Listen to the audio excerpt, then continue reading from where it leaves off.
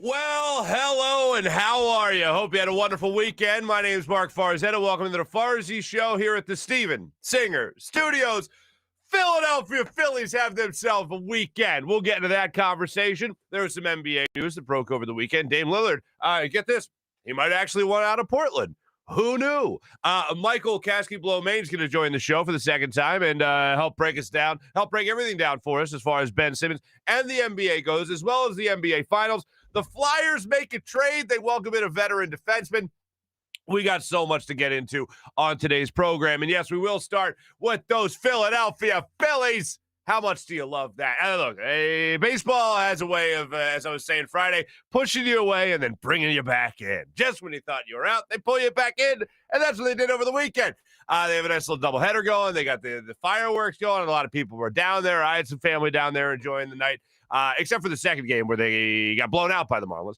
And then they have the game on Saturday where they blow a lot of opportunities after building a 2-0 lead in the first inning. They blow that, unfortunately. Ranger Suarez comes in the ninth inning. He allows a 2-run home run by Aguilar. And then the next thing you know, or Duvall rather, the next thing you know, they're tied, and they got to play the next day, Sunday. And it set it up for an interesting occasion here, where JT Realmuto steps up to the plate with a runner on.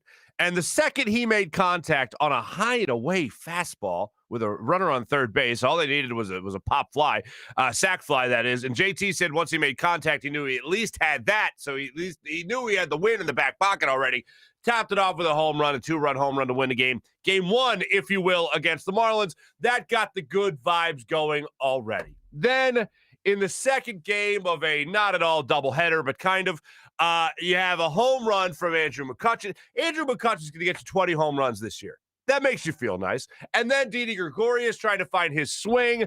He gets another home run for you as well. JT Realmuto adds another RBI, and the Phillies get a nice 2-win day. Chalk up 2 W's on one day. Anytime you do that, that's a good day. Phillies right now, 2 games over 500, 47-45 now on the year. And looking at the standings, they are just 2 games behind the New York Metropolitans, with Jacob deGrom now going on the IL, the injured list, with some elbow issues, it seems. So right now, the Phillies are sitting pretty as far as the rest of this division goes.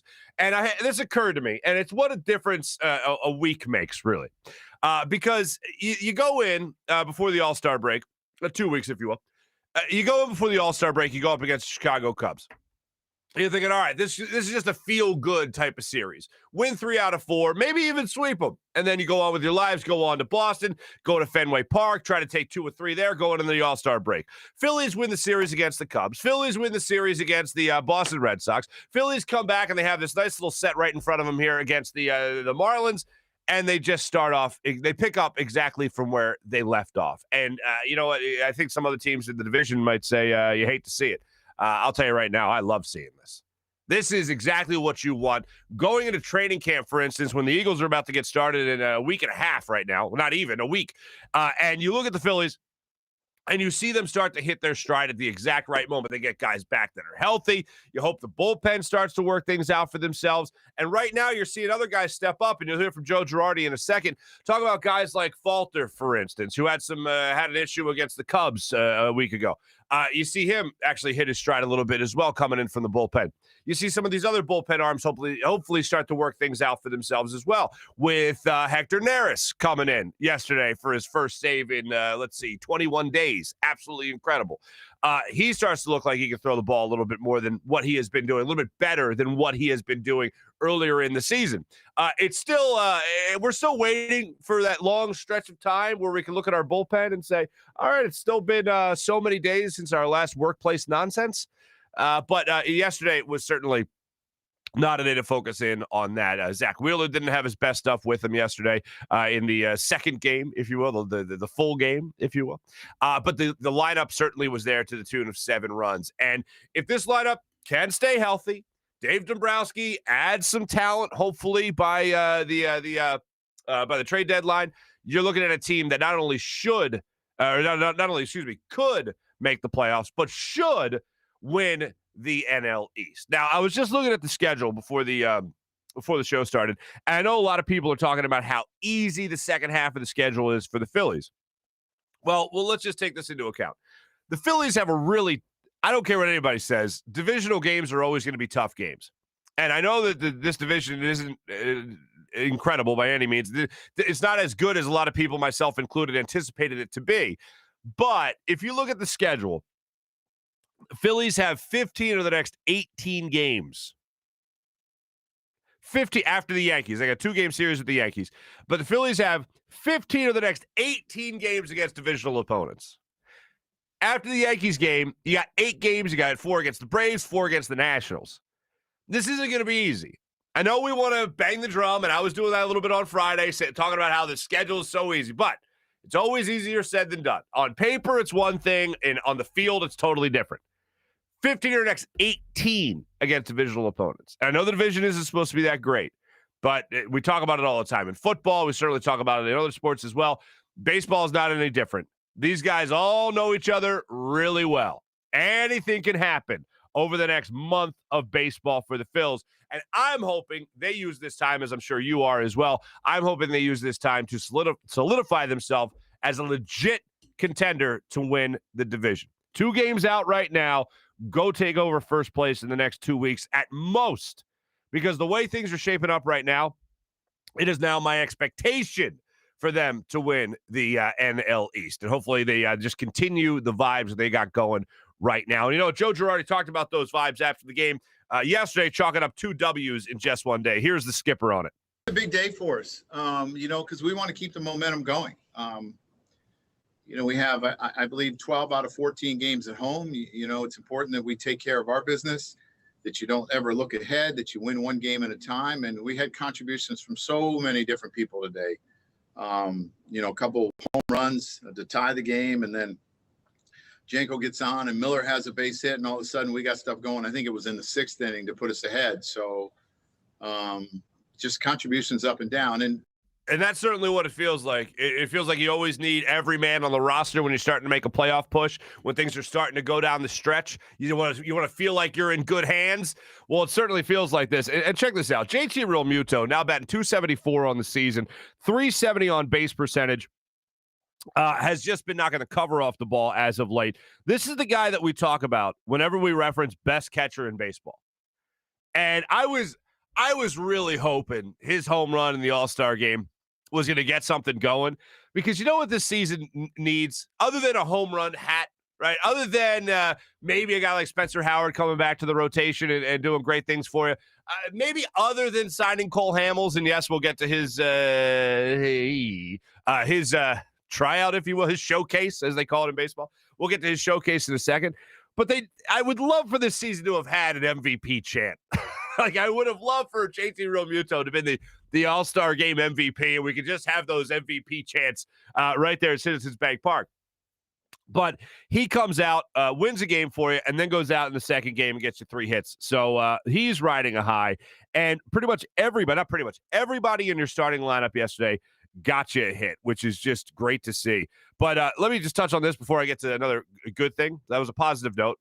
I'll get to another positive note in a second, but on a real note, Zach Wheeler, as I mentioned earlier, did not have his best stuff. 4 runs in 6 innings of work. Had a couple of guys fishing throughout the game, no pun intended, with the Marlins, but definitely didn't have his best stuff. Control was a little bit lacking, and I would have liked to see maybe 7 innings, 8 innings, so I'm not going to split hairs over it. But in terms of the outing that he did have yesterday, it wasn't that crisp play from outing that we've become spoiled with almost with Zach Wheeler. I'll take this type of outing from almost anybody else in the rotation, but for Zach Wheeler, he set the bar pretty high. But here's what I got for you on Zach Wheeler. I hate the idea that Zach Wheeler right now on this season is logging a lot of innings. And honestly, I would have rather him not pitch at all in the All-Star game. Just for there's no harm that comes in him not coming. The only thing that comes out of it is some people are pissed off in Philly that Zach Wheeler, one of the best pitchers in baseball this season, didn't pitch in the All-Star game, which would be a crime. However, as someone who's not rooting for the NL necessarily to win an All-Star game, but as someone who is rooting for the Phillies to win a game and win more games and continue to win and make the playoffs and then have a nice playoff run, I would rather him not pitch. I'd rather him just have that time off. Now, that wasn't the case, and it was only 3 pitches, so I'm not going to cry over spilled milk. But I want him to come out in the second half of the season without having to worry about any innings logged. And I know some people will focus on the All-Star game. I'm not going to do that. Is it worth mentioning? Of course it is. But I hate the fact that Zach Wheeler is on pace for an incredible season. Could log around 200 innings, if not more. And all we're talking about right now, as far as he's concerned, is he doing too much? Does Joe Girardi have to limit the innings that he is going to be pitching from this point to the end of the season? Should they be watching him? Should they be watching what he's going to be doing? I think right now he's just about 221, or the total 221 innings, around there. That's what he's going to be pitching if everything continues the way it is. And I know we talk about in football, is it better than it was 10 years ago, even 20 years ago, even with the way hitting has changed in professional football, right? I know we talk about it in basketball with the way the game's officiated and all that. It's really weird. Baseball, hockey, certainly the same thing. Talk about how different it is than it is 10, 20 years ago. But baseball is a different entity in that I don't feel like, yeah, sure, big rules have changed, but just in the way you handle the player has changed drastically.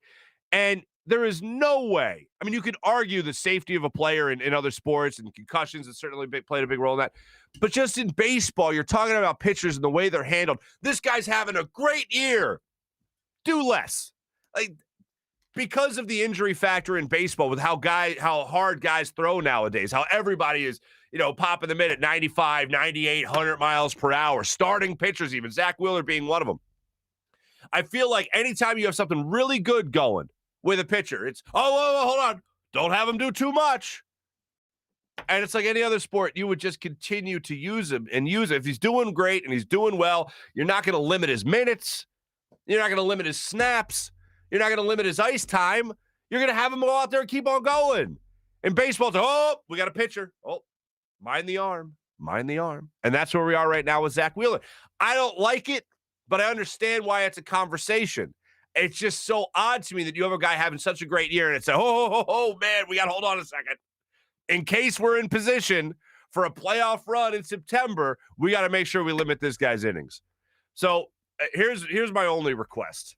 And you can't have a lineup right now in a better spot than the Phillies are in right now. Again, with the easy schedule and all that. But also healthy. Just being healthy. Other than Odubel Herrera and Jankowski, God bless him. I know he had that horrible base running error, a month and a half ago, it seems right now. But ever since then, the guy's been doing a great job, especially filling in at center field. Luke Williams, also the same type of thing, getting his opportunities to get on base. He got on base twice yesterday, as a matter of fact. So when it comes to this lineup, help out your boy Zach Wheeler a little bit. Get him a couple of games here, hopefully down the stretch, where you can look at him and just go, you know what? Take off after 5 innings. We got enough runs on the board. We're spoiling you right now. I am crossing my fingers that down the stretch, this Phillies lineup really does start to put together, as they have as of late. Just keep that going. And then you'll be able to spell Zach Wheeler some of those innings, and maybe rely on a bullpen arm or two. Did I just say that out loud? That maybe David Dombrowski could go out there and get at the trade deadline to eat some innings for this starting pitcher, because last thing I want to see is him limited at all right before the playoffs, so that you have to be cautious about how you're using him in the postseason. But first, you got to get there. And I don't think you're going to get there by purposefully limiting Zach Wheeler. So let's cross our fingers for that. Again, on the positive note, Gene Segura laid down a beautiful bunt in the 1-inning game yesterday before the full game. And I know that was a controversial bunt, that you're taking the bat out of one of your best hitters' hands. I'm all for it. If you know you have the heart of the order coming up, you already have a runner on second base, get the guy in scoring position. If Real Muto doesn't drive it deep for a sac fly, Harper can certainly do that. Put him in scoring position and make things happen. That's the way I looked at it. And I thought, if you weren't going to be able to do that, if JT wasn't going to be able to do that, I would have been shocked. And he knew right at the get-go. He had the high and away fastball, drove it to right field, put it in the stands, but knew he at least had the win off the bat. So that was great to see. A couple other things I want to get to before we get to our guest today. Again, Michael Kasky-Blomain of CBSSports.com covers the NBA, covers the 76ers. We're going to get to the conversation with Dame Lillard and him saying but not saying he wants out of Portland. So we'll get to that. The Flyers, how about this? The Flyers made themselves a trade. Nolan Patrick, gone. Philip Myers, gone. And in return, Ryan Ellis comes to the blue line in South Philadelphia, most likely paired up with Ivan Provorov. That's the expectation. Quite frankly, that's what's happening. A 30-year-old veteran defenseman, regarded as a top-tier defenseman in the NHL. I'm going to stay away from this because I've heard this from a couple of people, and I feel like it's like, all right, just pump the brakes for a second. I feel like when we get a guy, and JT Realmuto is actually a perfect example of this, best catcher in baseball. That blanket statement, gets thrown out. And it's true. But when it comes to a guy like Ellis, I don't want to go even in this phrase. I've heard this phrase a lot. One of the best defensemen in the NHL. So I'm gonna split hairs with people here, and I'm gonna say one of the top tier defensemen in the NHL. That's the way I'll describe him. When healthy, he gets out there, he gets after it. He's aggressive. He's not afraid to put the puck on net. He's not afraid. He doesn't shy away from contact. He's exactly what the Flyers need. And he's exactly what Carter Hart needs. And I think he's also exactly what Ivan Provorov needs. So I got to give it to you, Chuck Fletcher. For whatever reason, it wasn't going to work out here, it seemed, with Alain Vigneault and Nolan Patrick, so they chose to move on from Nolan Patrick. Didn't seem like Philip Myers was going to give you a much more decent defenseman, but they needed to upgrade. They needed to go from a younger guy to a more veteran guy, and they certainly did that with Ellis. But the one negative thing I'll say about this trade, because I like it, I approve it, stamp of approval for me. I kind of got Patrick Sharp vibes. I like Nolan Patrick. He hasn't had enough time to prove it himself as a number 2 overall pick and be a legitimate number 2 overall pick. Hasn't had a chance to really prove that he was worthy of that pick yet, due to the concussion issue, the migraine syndrome that he was suffering from as well. But I hope this is not an example of the Flyers giving up on another younger guy too soon, the way they did with Patrick Sharp, who became a legit contributor, big player, big cog in the wheel of the Chicago Blackhawks when they were rattling off Stanley Cup championships with Joel Quenneville and Patrick Kane. So we'll see the way this plays out. Right now, I'm obviously in favor, right? Again, stamp of approval overall. However, thinking about a young guy that still has a lot to prove, a lot of career left, I did have thoughts of Patrick Sharp, crossing my mind, and Hitchcock and how that didn't work out. Maybe Alain Vigneault, maybe riding Nolan Patrick a little too hard, didn't really impress him. I'm hoping in a couple of years we're not looking at this going, how the hell did they get rid of a guy like Nolan Patrick? Didn't they learn their lesson from Patrick Sharp? All that. I had that vibe. Only negative thing I'll say. Bottom line is they got exactly what they needed right now with this squad. NBA Finals, of course, going on. The Bucks, I picked to win. I'm rooting for the Suns, still rooting for the Suns, but the Bucks look like they're going to close it out tomorrow night in Milwaukee. It was a wild game. The Suns came out in Game 5 like gangbusters. They're ready to party. They built a 16-point lead. Things looked like everything was going to go their way. And then the Bucks were like, that's cute. And then they stormed back. Chris Middleton had himself a good game. Giannis Antetokounmpo had himself a great game. Drew Holiday had himself an incredible game. And the play that defined the whole game, as far as I'm concerned, is the play with 30 seconds left. Devin Booker gets the rebound, goes down the other end, gets the defensive board, goes down the other end, has a shot around the top of the key. They were down. The Suns were down a point. If you didn't see the game, it was down. They were down 120 to 119. Devin Booker goes down the other end, has a little dribble hesitation, gets a space of a step and a half, it looked like, from Chris Middleton, and an opportunity to pull up and hit the jumper. And he already had 40 points at this point in the game. Has an opportunity, pull up jump shot, his patented pull up jump shot, go up a point, and then you're in control. The Bucks have to respond. Instead, he wastes that hesitation dribble, penetrates, goes into the lane. He's met by 3 Bucks, Giannis, Middleton, and Drew Holiday, who ties him up, forces the turnover, goes the other end, game-sealing dunk, alley-oop to Giannis Antetokounmpo. And that was it for the Suns. Game 6 now tomorrow night, with a chance for the Bucks to win 4 in a row to take the series, win their first championship since 1971. I did a little research on this. It's the first championship since Kareem Abdul-Jabbar led them. And how old was Kareem Abdul-Jabbar for that championship in 1971? He was 24 years old. He was 24. Oscar Robertson on that team was 33 years old. Like, just take you back in the Wayback Machine there. Before I was even an idea. That's how long ago it was, and the Bucks have an opportunity to put him away. But Devin Booker, if that was Philly, if the Suns were the Philadelphia Suns, we'd be like, I know he had 40 points, but how do you not pull up for a jumper right there? Go up 1 point. It was bonkers to me. Let me tell you about my friend Steven Singer of Steven Singer Jewelers, ladies and gentlemen. Steven Singer likes to take care of people in Philadelphia, and he's been doing so for over 4 decades. Right there at 8th and Walnut, right there in Center City, Philadelphia. Jewelers Row, as they like to call it. Do what I do. All your big purchases, all your big jewelry purchases, all your diamond purchases, go to Steven Singer Jewelers. Right there. IHateStevenSinger.com, the other corner of 8th and Walnut. He guarantees every single day the perfect price. Every single day, the perfect price. You don't have to worry about haggling. You don't have to worry about, oh, did I catch the sale? No, every day's the sale. Because every day, nothing's marked up. That's how you get that perfect price. You walk in to get taken care of by real jewelry experts every single time. People that know the inventory, people that know the product, people that know the type of diamond that you're looking for. You give them an idea, they'll help you with everything right there. Go ahead and check them out at IHateStevenSinger.com. The other corner of 8th and Walnut, every day set at the perfect price. I recommend my friends go there. I recommend my family goes there. I recommend you go there. Steven Singer Jewelers. Every single day, the perfect price guaranteed at Steven Singer. Go to the other corner of 8th and Walnut or IHateStevenSinger.com. All right, without further ado, let's get to our guest on the Rothman Orthopaedics guest line today. Joining us from CBSSports.com, rejoining the program, I should say, our good friend Michael Kasky-Blomade.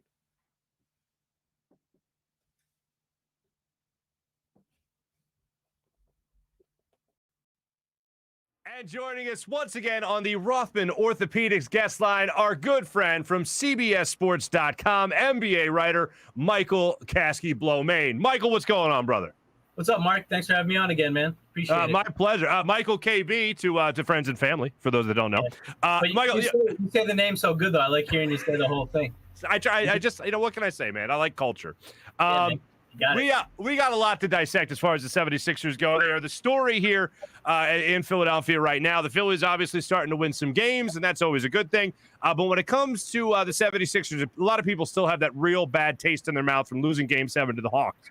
Since then, the Bucks go on to beat the Hawks. The Bucks are now in the NBA Final. We'll get to that. But all the talk in the offseason is going to be surrounding one name, and that name is Ben Simmons. I'll ask you this right out of the gate. Who is Ben Simmons to you right now in the NBA? What kind of player, what kind of value does a guy like Ben Simmons have? To me, Ben Simmons is, an all-star caliber player. He's a guy that still has value around the league, but he's clearly not a guy that is ready to be a second option on a championship caliber team, which is, I think, the role that he's been pegged into. Obviously, here in Philadelphia, I think that's what fans have been expecting from him. And, it almost in a way reminds me of the Andre Iguodala situation when he was with the Sixers, almost a decade ago at this point, where, he had a very specific skill set and he was really good at what he did, but he was in a role in Philadelphia where, it was right on the heels of Iverson being shipped out of town. There was a void in that, number one option spot.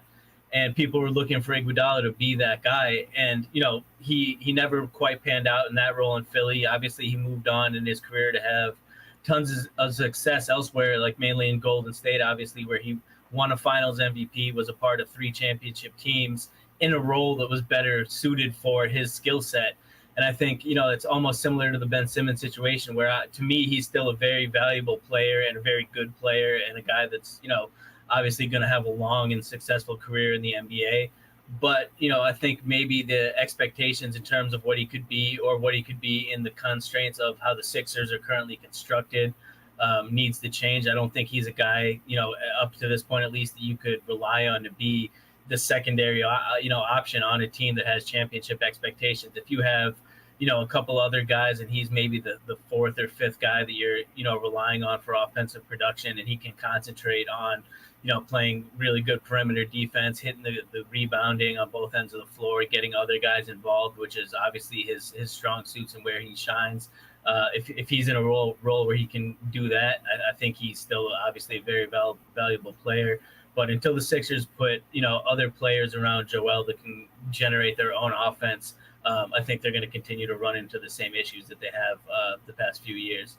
I agree 100% with your assessment of Ben Simmons, and I think most people who really follow the NBA would as well, as far as what Ben Simmons is right now. But the thing that makes me want to cling to Ben Simmons and only really give him up for a guy like Dame Lillard, really no questions asked, is what Ben Simmons could be. Do you think Ben Simmons can develop into that guy that is a mid-range shooter, a 70 to 75% free throw shooter, and still have all the attributes that he already has, great defender, great facilitator, and all that? But do you think he'd be that guy that can put in the work to expand his offensive game? It's funny, Mark, because obviously, you've been here. This is a question that's been in Philly now for almost 4 years, basically about Ben. We've seen what he can do, and the question's always been, can he take that step? And for me, I've always been unequivocally on the side saying, yes, he can be that guy. I do admit it's a little bit harder to continue to make that, to be in his corner per se at this point, seeing, especially the way that he went out in the postseason this year. I think, I was pretty much fine with the way he played throughout the regular season. I think obviously people still wanted to see the shot, expand a little bit, more 3-point attempts. I was never really strongly in that camp of one of the people that he needs to do that as long as he's, at least somewhat aggressive, looking for his own shot in transition and things like that. But the way he ended that series against the Hawks, where he was just, a complete non-factor and a no-show, to me, it was a confidence thing. And I am a little bit worried about where he is mentally in terms of, his own confidence to step into that role and take that next step forward that you were just talking about. I would still bet on him. I think he's obviously still under 25, still elite at all the other things. I do think, contrary to some of what's been reported about him, I do think he has a pretty good motor as a worker. I think he puts in work behind the scenes. He's a guy that, is in the gym. I know last year he was in the practice facility all the time. And I think he's not a guy that's going to shy away from putting in the work. But it's just a point of, can that work translate to on the court now? And I still think, yes, I still think he has time for that to happen. But like I said, I am starting to get a little bit skeptical about the lack of development that we've seen at this point. Did you see that house he bought out there in Los Angeles? See that house, that $17 million place he bought? It's a nice crib. Yeah, you know what? I took the virtual tour. That's available nowadays. I took the virtual tour. No basketball hoop in the driveway. So hopefully that's the first thing he puts in there. It's funny you said that. I thought the same thing, but I was trying to play devil's advocate. These guys obviously have access to, if he needs to find a court, he could get one in, very quickly. Obviously, I'm hoping that's what happens. I don't know when you peaked in your athletic career, but for me, I'm pretty sure it was 8th grade. I had a hoop in my driveway. He was an 8th grader playing CYO ball. No, Anyway. All right, so Dame Lillard is obviously the hot name that everybody wants here in Philadelphia. I want here in Philadelphia. That's the open and shut case, as my audience has heard me say a million times. Likelihood of that happening, likelihood of Dame Lillard really wanting to be in Philadelphia.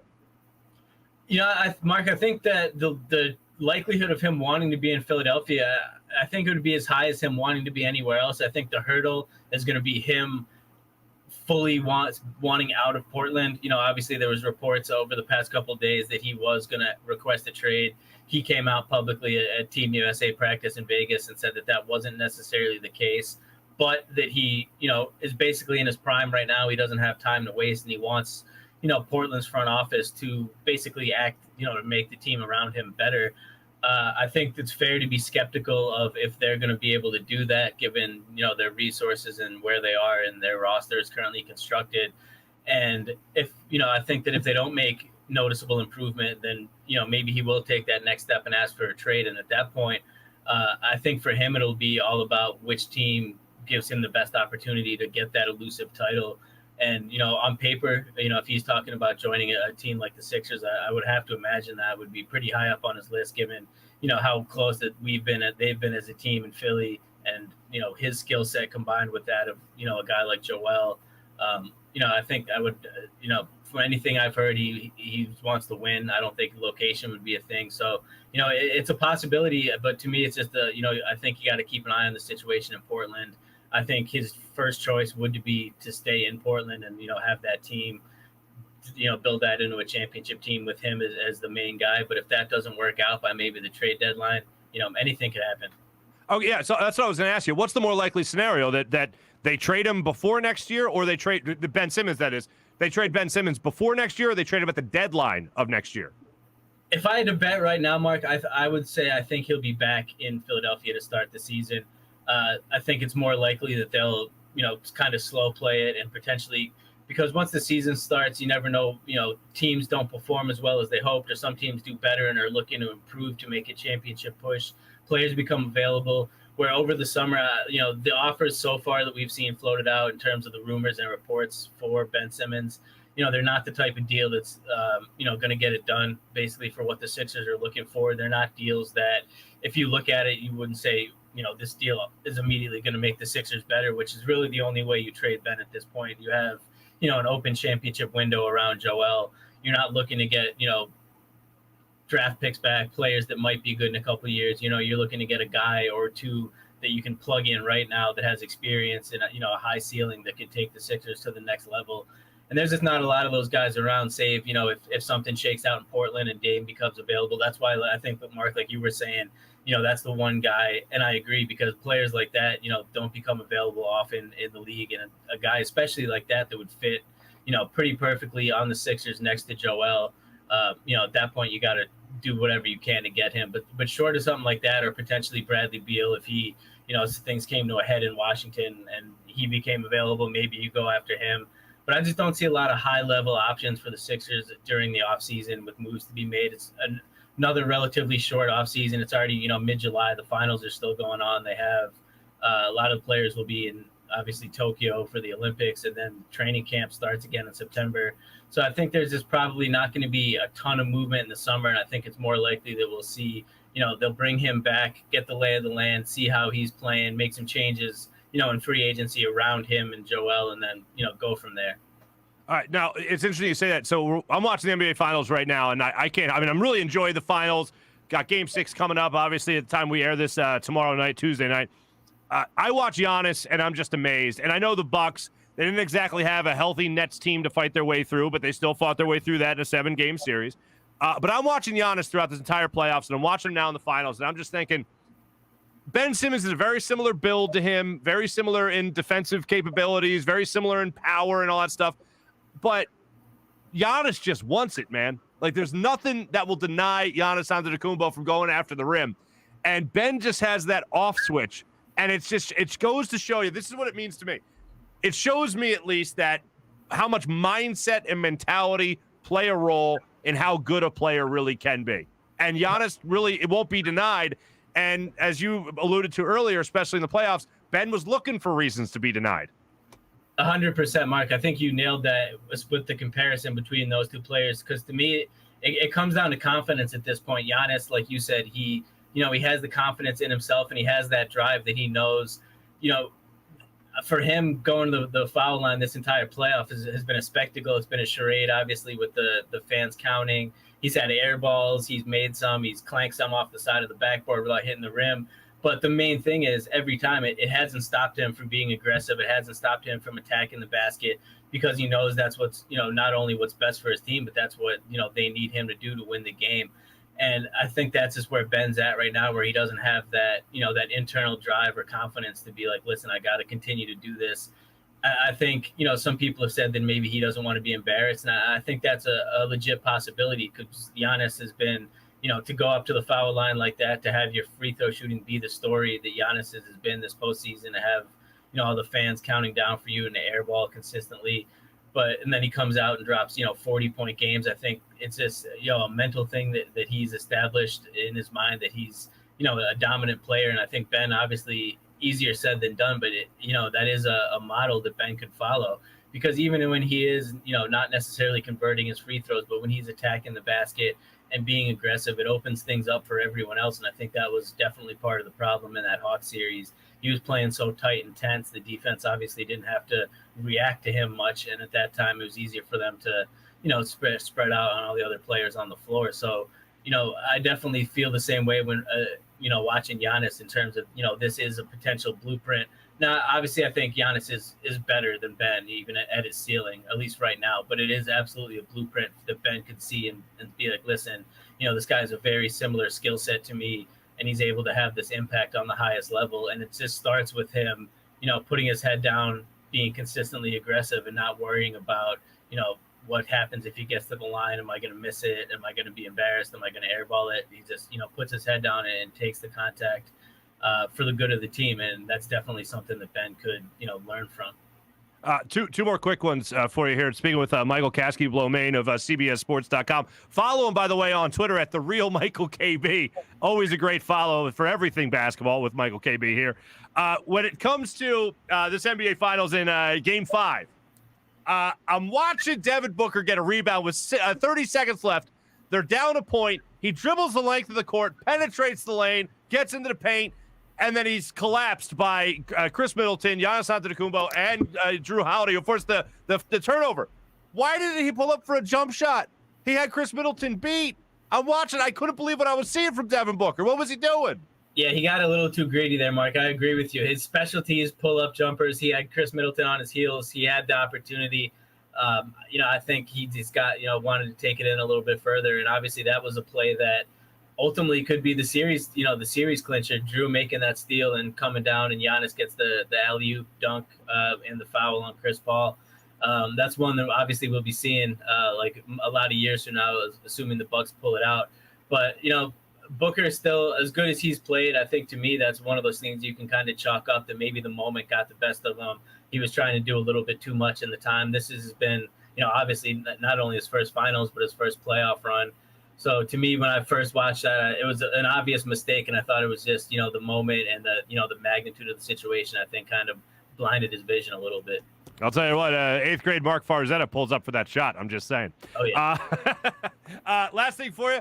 Are there any reports out there surrounding Ben Simmons that you look at and just laugh? Like with any of the trade suggestions that are out there being like, that doesn't even make sense. Like anyone out there that you think we could just kind of cast off right now? Well, I mean, the main one, obviously, that I think I wasn't alone in shrugging off was obviously the Malcolm Brogdon offer from the Pacers.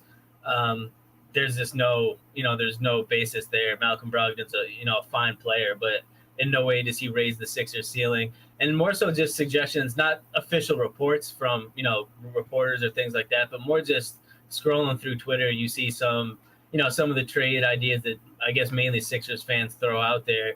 And I think the disparity between how some of the fans in the city view Ben and how he's actually viewed around the league is, somewhat different. He's obviously not, his trade value is not at an all-time high right now after that playoff performance, but he's still viewed around the league from everything I've heard and people that I've talked to. There's still a lot of value there and a lot of teams interested in him.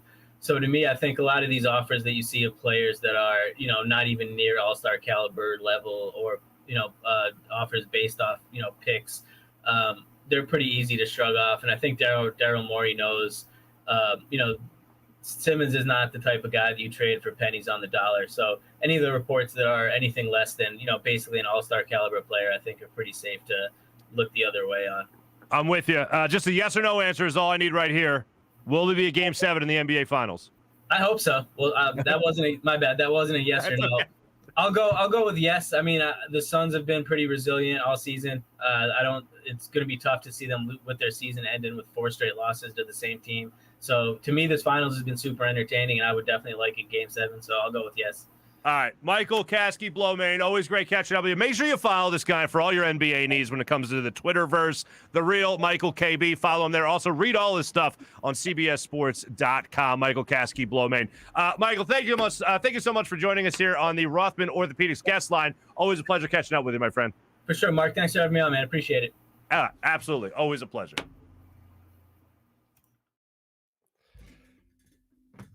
My thanks to Michael Kasky-Blomain, Michael KB, as he's affectionately known in the Twitterverse, for joining us, breaking down all things Ben Simmons. And I saw some of you guys mention this in the chat, and I'm with you on this. Like, how long will it take for us to just? And look, I know a lot of people's answer to this already is never. But it's like, how long will it take for people to go, when will Ben Simmons finally kick it into high gear? 3 years, 4 years, 5 years, 6 years, 7 years? How long until he chooses to be a phenomenal all-around basketball player? And as the career goes on and nothing changes, I mean, you have to go by the evidence at hand, don't you? I mean, look, the guy could put in all the work in the world in the offseason. But you know what he can't recreate?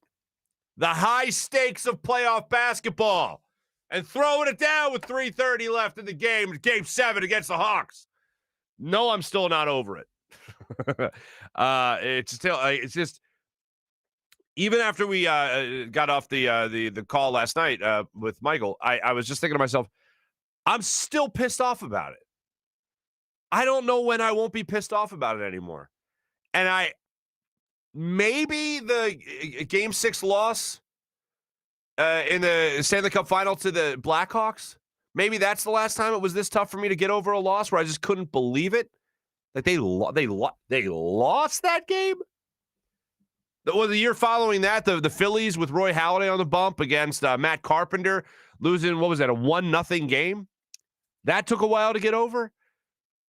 But this, like, seeing a player as good as Ben Simmons is, disappear on the offensive side of things and lose any will or drive to score. Still not over it. But I'm still with Michael Kasky-Blomain when it comes to the Dame Lillard thing. He's the only guy that's the open and shut. You guys well know I've said that many times already to this point. So you guys know very much so where I stand on that. But let me tell you about the Rothman Orthopaedics guest line. When you have an orthopedic issue, you need a physician who eats, sleeps, and breathes orthopedics. You need an exceptionally specialized Rothman Orthopaedics physician. They not only specialize in orthopedics, but each of their physicians focuses on one area of the body. So you know you can have the confidence to get past pain and be what you were. Visit them in one of their 30 locations in Pennsylvania or New Jersey, including 4 orthopedic-only urgent cares. Learn more at RothmanOrtho.com. That's RothmanOrtho.com. How about our friends over there at Steak and Maine? Tony Cavada, ladies and gentlemen. Northeast Maryland. Beautiful, amazing, luscious, succulent steaks at Steak and Maine. Whether you like to dine in the more upscale steakhouse or casual bar and patio, you'll enjoy the highest quality of prime meats, fresh seafood, world-class oyster bar, and freshly prepared sushi. All that in an extensive wine list that includes their own Cavada Cellars wines. I can't say it enough. 2-pound tomahawk steak, nice glass or bottle of Pinot Noir, and you can treat yourself right there. Open every day for lunch, dinner, and Sunday brunch. Steak and Maine in Northeast Maryland voted #1 place for steaks in America by the Travel Channel and the Cooking Channel. Check it out for yourself. Go to steakandmaine.com for more information. Also want to give a shout-out to our friends over there at Philadelphia Sports Nation, phlsportsnation.com, a local Philadelphia sports fan site run for you, the Philadelphia fan. Everything they got going on that site, everything going on in Philadelphia sports, you can follow right there at phlsportsnation.com, enhancing your Philadelphia sports fan experience. And how about our friends at FanUp? Always a great time betting on FanUp. Always a great time challenging your friends on FanUp. It is the #1 place to go for fun with fans. That's right. Just be fans on the FanUp app. Download the FanUp app in the App Store and use promo code FANUP and get 2,000 bonus points just to get you started. You can win great brand prizes when you fill out your profile. They'll know what kind of things you're after. You can also get $200 gift cards. They gave away Nike gift cards just a couple of weeks ago. They gave away a pair of Jordans. This thing is great. You got to get on the app, challenge your friends. It's all the fun of fantasy sports ball playing with just about everybody. Challenge me on there at Farzy Show. Hit me up with a challenge or two. It's always a great time in the FanUp app. Download the FanUp app in the App Store. Just be fans. 2,000 bonus points to get you started on the FanUp app when you use promo code FANUP. Now it's time for our social media check-in brought to you by Steak and Maine and steakandmaine.com. A lot of people, a lot of things popping, man. Popping on our chat today. Let's get it started here with Dan Schwartz leading off, playing center field. Good morning, all. I'm looking for Matt Snell. Matt, holla at me in the chat. What do you got going on there? By the way, is this too much for the people? This gray shirt tends to get a little, I don't know, plunging neckline for the people watching the show. People on the podcast, I think my shirt is low today. So today's show is PG-13, I guess. I just noticed it as I'm looking at the comments, and I see me right next to me. There's a lot of me going on. Just let me know if that's too much. It's summer, light, airy. I don't know. This is pretty much how I dress. These are pretty much my pajamas, to be honest with you. This is how I sleep. Anyway, so Dan, I like that you're calling out for somebody else in the chat. We'll get that. Did I actually see personality with the Phillies this weekend? What? Farzetta voice was in parentheses. Good morning, Dan. Good morning, April. How you doing? Good morning, Mac. Nice to see you. Jason. Luigi still recovering from the weather girl. So I told you my cousin-in-law, Sarah, awesome young lady. She hooked us up with the weather girl.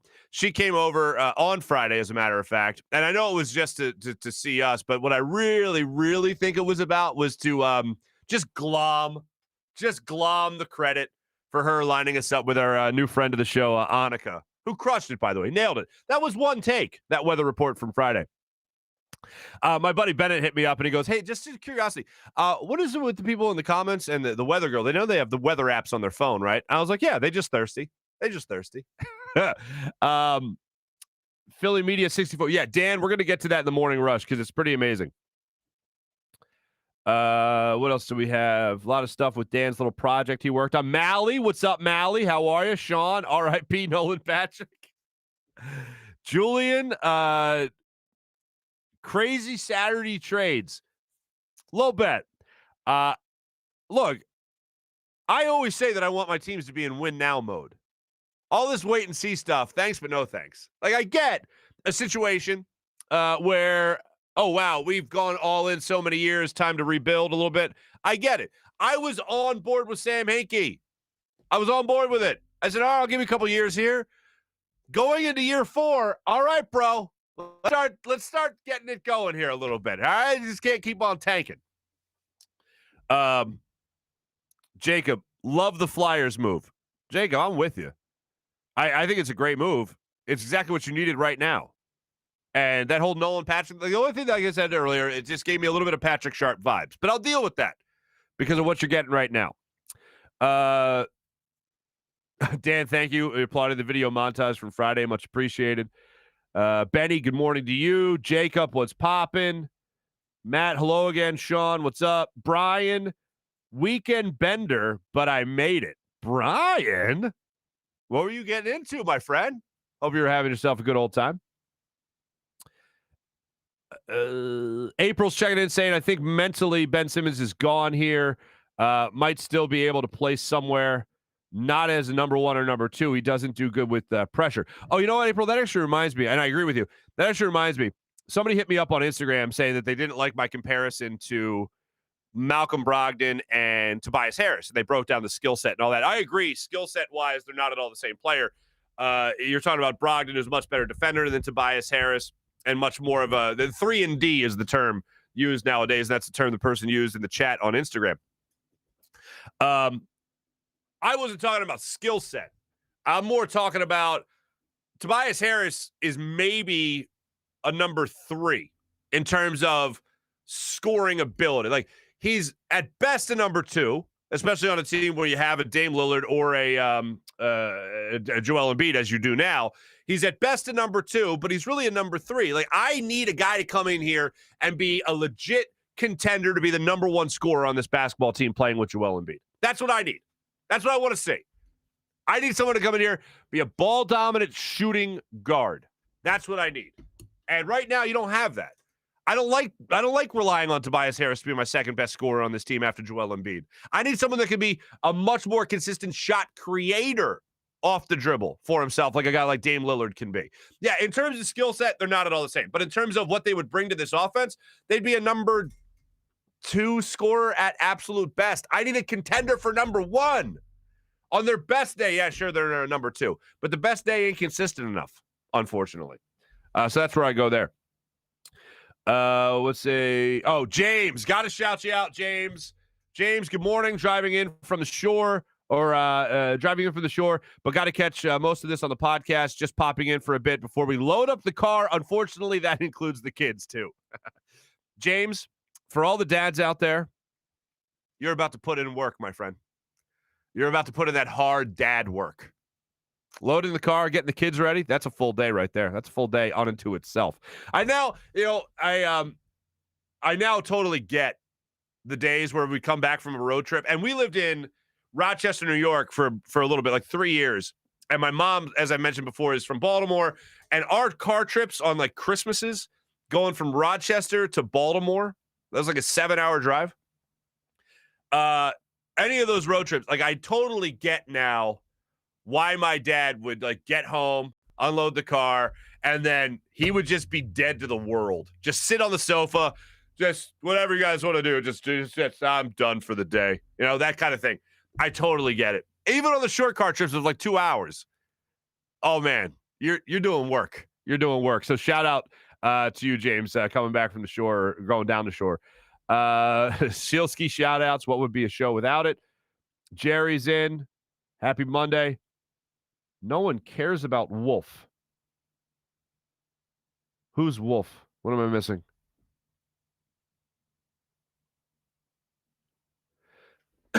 Excuse me. Huh. Don Vito says, I just need a gold chain. Yeah, I need, what are you, your patron saint? I need a St. Mark chain. I can't go horn. I can't go with the horn. I feel like Don Vito saying Italian so you can wear it low like that. I don't think I could go horn because I'm half Italian. So I feel like that's reserved for full Italians only. I feel like I can't do that. Hato Double. Jerry, I'm not far off with you, buddy. Jankowski's hitting 375 on the season. He's hitting like 385 in the month of July. So, yeah, Jankowski, as you're pointing out, Ray and Jerry, that, yeah, he's having himself some times. We make the drive back from PA to North Carolina. Are toast the next day. April saying, you're coming back from North Carolina. Yeah, that's some rough stuff.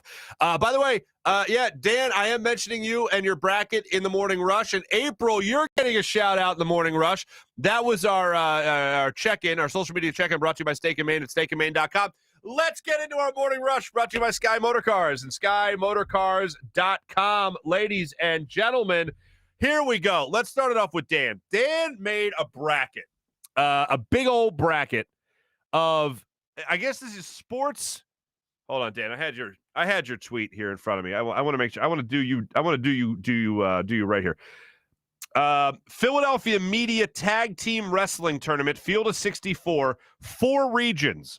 Here you see me and my old friend, my old colleague Andrew Porter from WIP, known as Odyssey now, whatever it is. Yeah. We're the tag team partner here. And I believe you have me as an 8 seed, bro. I don't control our Twitter. I don't control our show account. On the page here on our comments. But let me tell you this right out of the gate here. They echo my sentiments. They echo my sentiments. 8 seed. By the way, my favorite one that you put together, by the way, Dan, was so it's me and Andrew Porter as a tag team. I like to call ourselves the Intercontinental Champions of the world. Me and Andrew Porter, but my favorite matchup you had, I think, was Brian Westbrook and Jim Salisbury. I need that in my life. I need Jim Salisbury and Brian Westbrook to, like, I need Jim Salisbury to, like, drag a guy over to the turnbuckle and slap the hand of Brian Westbrook, and Brian Westbrook comes in and then, like, puts the guy to headlock as headlock as Jim Salisbury scampers up the turnbuckle and then comes out. That's what I need. Flying elbow. I need to start watching wrestling again.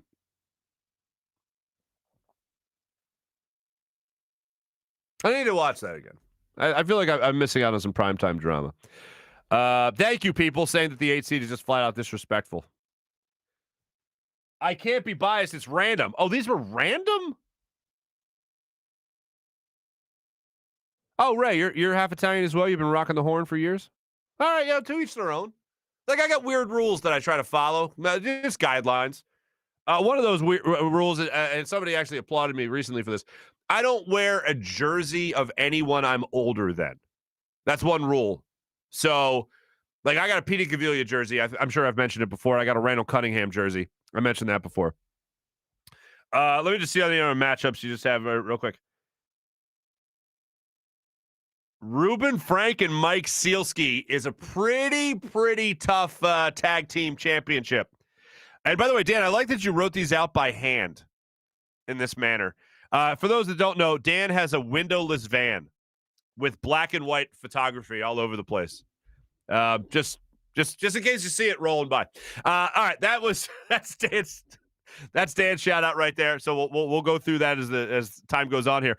And then April sent me this picture. April, I don't know if this was inspired because you saw my food post over the weekend, but you chose to send me this.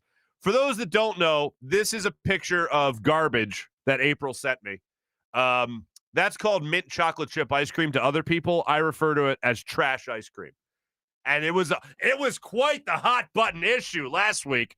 But April, I appreciate you thinking of me. I'm glad this brought you joy. Like, that's what it is. All right. I'm glad this brought you joy. To each their own. Once again, I don't tell other people how to eat. But if you're offering me mint chocolate chip ice cream, I say hell no. I say hell no. All right, let's get into some other things here in our morning rush. We mentioned the Phillies. They're just an incredible baseball team right now. All is right with the world. Cole Hamels had his showcase on Friday. Wait, hold on a second. Mint chocolate chip with thin mint cookies in it? Is that what was going on there?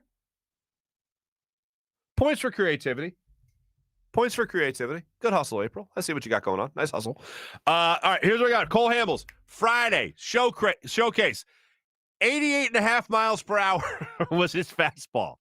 That's not good. His last year with the Phillies, he was in the 93 mile per hour range. So over the last couple of years, he's been losing velocity on his fastball. Look, he needs to get stretched out. No matter where he goes, he's going to end up with a minor league stint. 20 teams, not 5. I was wrong. 20 teams, not 5, were in attendance watching him work out. Phillies were there. The Mets were there. Bottom line is, if Cole Hamels is good enough to wind up in Major League Baseball again, I want the Phillies to get him. Like, if he's good enough to be in baseball, I want him to be in this rotation. I want him to get proper time to go out there and get stretched out, get his arm in shape, and I think he can be better than what you have at the back end of this rotation. That's the bottom line. Is he better than what you got? Yes. Does he happen to be Cole Hamels? Yes. You know what that means? He's got playoff experience, and he's a veteran, 37-year-old crafty lefty at this point. I don't think he's going to be coming up here. I was at a birthday party on Saturday for a buddy of mine. I don't think he's going to be up here throwing 83 miles per hour like Jamie Moyer, but he's going to be taking over more of a Jamie Moyer role where he's going to be that veteran presence on this rotation. So, yeah, bring it, please. Shout out to my buddy Mikey. Happy birthday. And also, if he's good enough to be in baseball, I want him on the Phillies. What else do I want to get to here? The New York Metropolitans. Can we this needs to be discussed because they're in a whole lot of hurt right now, the New York Mets. And yesterday, if you didn't see this play is nothing short of bonkers, my friends. Bonkers, I tell you. New York Mets are playing the Pittsburgh Pirates, and they're out there in Pittsburgh. Now, the Mets actually came back and won this game somehow magically, 7-6. But there was a play in the first inning where the bases were loaded with one out. And just to keep my own focus here with my own idiot brain, I'm going to read this to you verbatim, just so I know I don't miss anything. This is from the ESPN news source. The Pittsburgh Pirates swiped 3 runs during their 7-6 loss to the Mets when pitcher Taijuan Walker for the Mets mistakenly batted a fair ball into foul territory, and it prompted a wild argument which Mets manager Luis Rojas was ejected. The bases were loaded with one out in the first inning. Kevin Newman hit a dribbler down the third base line. The ball started out in foul territory, but began spinning back toward the line. Walker swooped in, swatted at the ball, trying to make contact with it before it got into fair territory, but TV replays showed the ball was touching the chalk when Walker hit it. So the umpire made the right call, Jeremy Riggs. He correctly made that call. All hell broke loose. 3 runs scored. Rojas comes fee-fi-fo foaming out of the Mets dugout, gets in Riggs' face, and the two start going at it. I never thought, more so than this instance, an umpire was going to punch a manager in his stupid face than what happened on this play. Rojas comes out, gets in the umpire's face, starts backing down the umpire, and the umpire, Riggs, is like skating backwards, like I was at the roller rink the other day. He's backing out, and I'm thinking to myself, what the hell? Stand your ground, man. See what happens here. And I think at that point, home plate umpire Riggs realized that he was being backed down by the manager and was like, the hell with this. You're out of here. And he ran him. I'm looking at it, and the manager started, Rojas continues to back down the umpire. Umpire then stood his ground and just started taking it. The look on the umpire's face, I thought he was going to punch Rojas in the face. I thought that was like, holy God, this guy's going to punch him in the face. It didn't happen, unfortunately. I would have enjoyed it. Anyway, as long as no one really got hurt. Just a funny, comical punch in the face is all I'm saying. If there is such a thing. Did I just hit everything? NBA Finals tomorrow night, Game 6, Milwaukee. We'll see where all that goes, obviously, with the Bucks 1 win away from the first championship in 50 years. Absolutely incredible. Still think the Sixers would have won the championship if they would have beaten the Hawks, but shoulda, coulda, woulda. That right there is our Morning Rush, brought to you by Sky Motorcars and SkyMotorcars.com. People love the Jamie Moyer tribute. 37 years just doesn't regain it again. You're right, Ray. Generally speaking, you're right. That's what I'm saying. If he's good enough to be re-signed to Major League Baseball, if there's other teams bidding for him, that means that he at least has some potential. And maybe the dead arm and the elbow issues that he's been having over the last couple of years, maybe the time off is exactly what he needed. Maybe. If he's not good enough to pitch in the major leagues, then he's not good enough to pitch in the major leagues. Simple as that. I'm not pining for the Phillies. You have to re-sign Cole Hamels, like blindly. You saw him work out. If there's other teams bidding to give him a flyer, why shouldn't the Phillies be a team to at least give him a flyer in the minors to see if he can rebuild that arm strength? Thanks for watching. Thanks for listening, everybody. Had a great time with you per usual. Tomorrow I'll be back with you on a fine Tuesday morning. We're working on some special guests through the weekend, trying to get a writer out there from Portland on just to see what he or she is making of all this with Damian Lillard. We'll try to get that going. And also a week out of training camp, we're going to have to try to get some more football guests on as well. So we'll get to that, all that and more coming up throughout the week. Thanks for watching. Thanks for listening. My name is Marc Farzetta. Jim Hyden produced the program. This is a Buzz Sports and Entertainment production. Thanks for watching here from the Steven Singer Studios. Have a great rest of your day, everybody. We'll talk to you tomorrow.